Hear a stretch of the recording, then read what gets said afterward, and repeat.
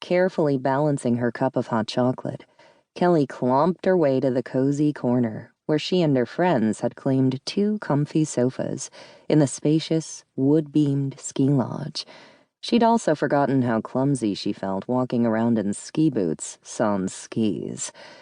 Awkwardly maneuvering around relaxing skiers and riders in the crowded slopeside lodge, Kelly finally managed to reach the corner sofas, hot chocolate intact. "Aren't you warm yet?" Greg teased. "That's the 5th chocolate." "Wrong," Kelly's friend Lisa spoke up beside her boyfriend. "The first 3 were coffee. This is Kelly, remember? The queen of caffeine."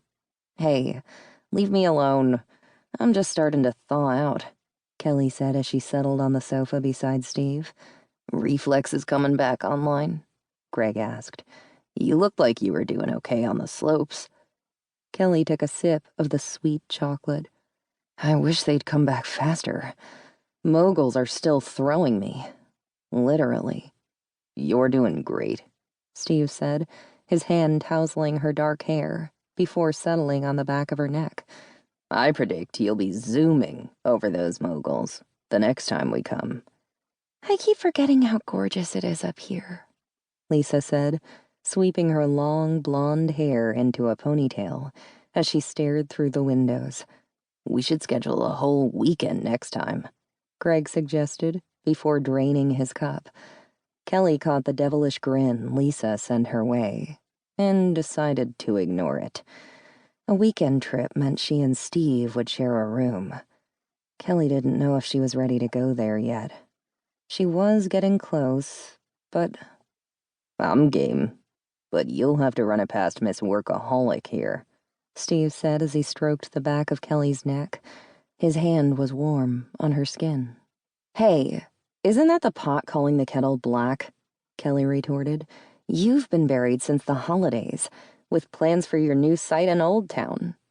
Greg leaned back into the sofa beside Lisa.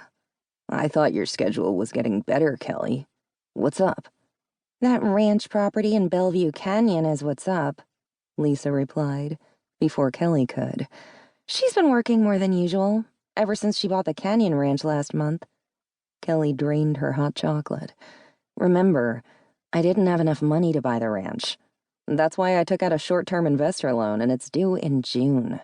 By then, Cousin Martha's house in Wyoming should be sold, so I can pay off that loan. But I also want to make extra money for all the ranch repairs that'll be needed before I can move in." "Meanwhile, Kelly's staying in her cottage, right where we can keep an eye on her," Lisa said, with an affectionate smile. "Who knows how much trouble she'd get into in the canyon all by herself." Kelly joined in her friend's laughter, but Lisa's comment did bring up a thought that had nibbled around the edges of her mind for the last month. Would she be happy, living in the mountains all by herself? Would she miss walking across the driveway every morning to visit with her friends at the knitting shop? Would those beautiful mountain views keep her from being lonely? "Have you had any more trouble around the cottage?" Steve asked, his face revealing concern. Kelly crushed the foam cup in her hands as she pictured the recent vandalism that had occurred at her cottage across from the knitting shop, House of Lambspun. "No, thank goodness. Those outside lights your guys installed must have done the trick." Frowning, she tossed the crushed cup to the pine tabletop. Steve's warm hand stroked her neck. "Gus and the guys did a good job of cleaning off the paint, too, considering it's still the middle of winter." Greg shook his head. "Man, stucco is hard to clean, too. And red paint? Whoa. That's just plain mean." "It's more than mean," Lisa countered, frown puckering her face. "It's damn vindictive. They smashed Kelly's windshield the week before. Remember?" "Do the police have any leads on those jerks?" Greg asked. "Unfortunately, no," Kelly said, as she pictured her smashed windshield.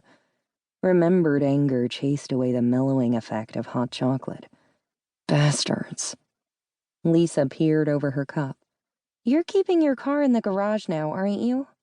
"Oh yeah, with a bolt and key lock, too. I'm not leaving anything."